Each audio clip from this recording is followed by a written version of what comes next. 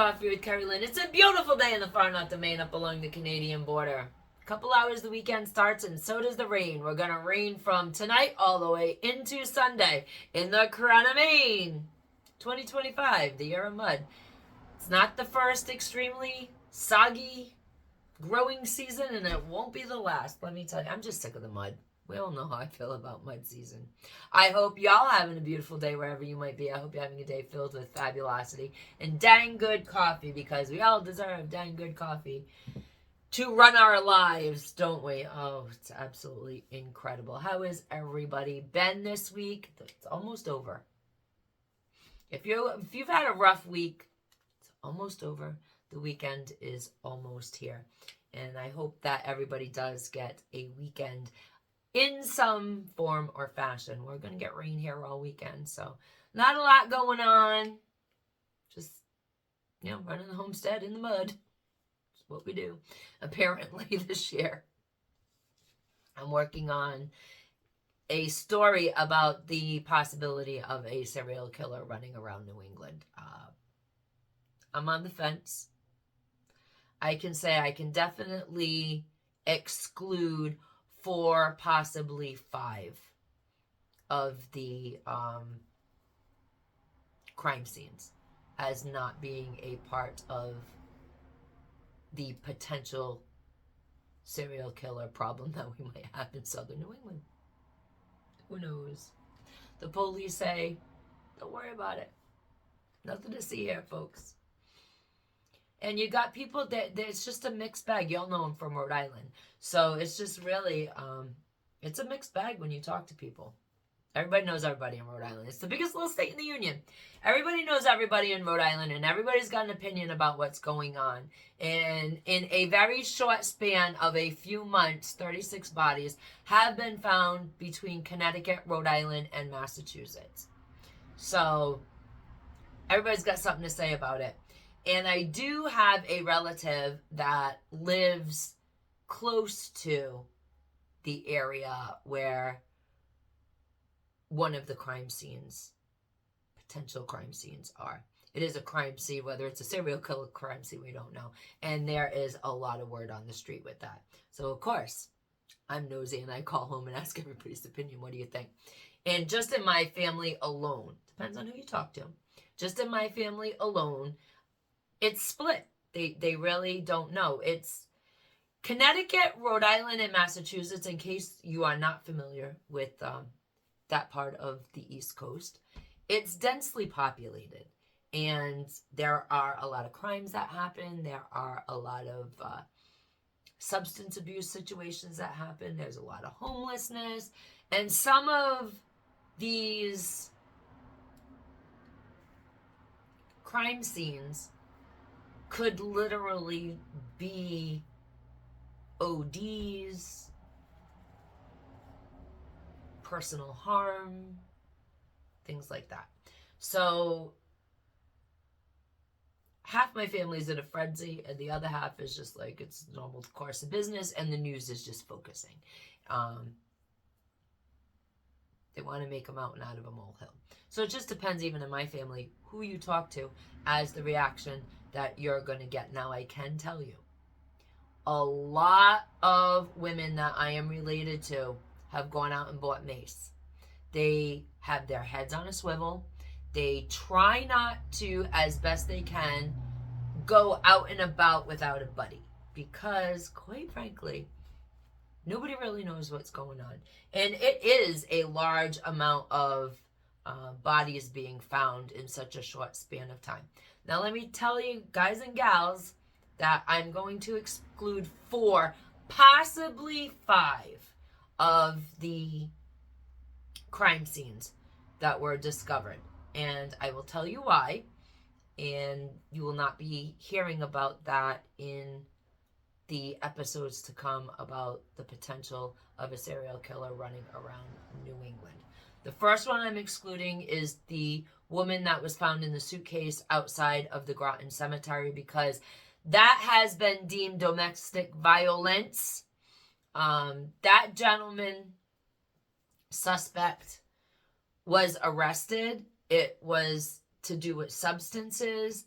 They lived together, and he accused her, allegedly, of stealing either the substances or the money that he made from the substances, and fit her in a suitcase and dropped her off in front of the cemetery.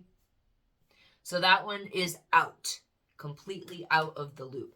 The second one that I am excluding is the gentleman that was found near Taylor Swift's home. I believe the family. I believe that that gentleman was experiencing something on a personal level and just didn't want to experience anymore.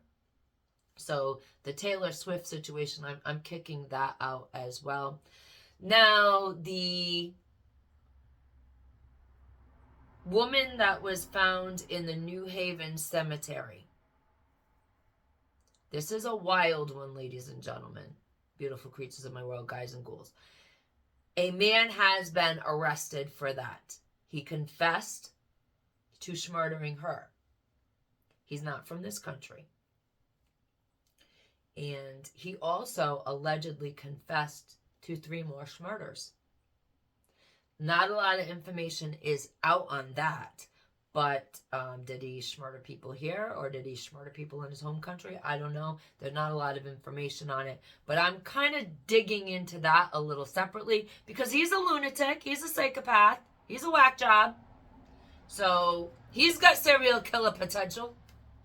So I'm as more information comes out, so that case might get its own little episode. I don't know. It just depends on how big and how fast that one blows up. The other case that I am most likely kicking out of the loop, unless new developments come with that, is the body that was found behind the Jehovah's Witness church in Rhode Island. It was found during the heat. Somebody could have been walking, needed to seek shelter because they were overheating. It could be natural, heat-related, natural death. It could be an overdose. I don't know, but I don't think that I'm going to, at this point, looking at things, it doesn't look like it is part of the potential serial killer situation in New England. Now, the young woman that was found in Vermont, her family is saying OD. I'm not sure. I'm kicking this one out, and you will find out why in the coming episode that we're doing on this case of the potential New England serial killer. So I'm not sure what I'm doing with her. Right now, I would like to give the family the benefit of the doubt that they are wrong. She has a long history with substance abuse. They're looking to talk to her boyfriend, alleged dealing dude, whatever. So they're still working on that as far as law enforcement goes. I don't know. I sit on the fence with that one because I have a theory, and it kind of fits my theory, but I don't want to fit things in. Like, I'm on a lot of the social media groups about the potential serial killer in New England, and I'm watching people make wild leaps and bounds from point A to point B on this, and it's just, sometimes you look at it, it's like, that's incredible. That's just no way. That too many things had to have happened to get to where you're going with this. And other things, I look at it and I'm like, whoa, there is, whoa. It just kind of sets you back a little bit. So I'll be working on that this weekend while we endure more rain. Our ground is so darn waterlogged. Our gardens are going to drown this year. But that's what I'm working on over the weekend. And so, like I said, hopefully it'll be one of the first episodes of the week. It depends. World's a dumpster fire. Anything could happen, and we could be talking about anything. at the beginning of next week. Who knows? Last week it was we started with a war, we ended the war. I mean, it's just absolutely crazy. We had a to-do about Meghan Markle, and it's just, we did some local stuff for the state of Maine, and it's been a fun week. We've been all over the place, but hey, that's what we are. We're a variety show. Whatever pops in my head generally flies out my mouth, and sometimes we're all surprised by what I have to say. Again, I want to thank everybody who has subscribed to my channel. Now, we got a thumbs up or thumbs down. Any attention's good attention. And start your own conversation in the comment section below. What do you guys want me to do shows on? You can give me show ideas. And how about a live? There's been talk. There's been talk in the office about doing at least one live show a week. So how would you guys like that? And what do you want to talk about? It's basically a show to give you guys and gals a voice, some feedback. It's your dime, so you guys and gals can talk about what you want to talk about instead of what I always want to talk about. And I think that will be fun. And so hopefully we can get things set up and do a live. Let me know in the comment section below. Ladies and gentlemen, beautiful creatures of my world, I wish you all a very happy weekend. Have some fun. Get out there, have some fun. Enjoy yourself, enjoy your family. And if you have to work, enjoy what you're doing. Enjoy your job. And your day off is coming soon. Everybody lives for their day off. Ladies and gentlemen, beautiful creatures of my world, be the kindness that you want to see in the world. And as always, Carpe Diem, because no one promises us a tomorrow. I'll catch you guys on Monday or Tuesday. Have a great weekend. Bye.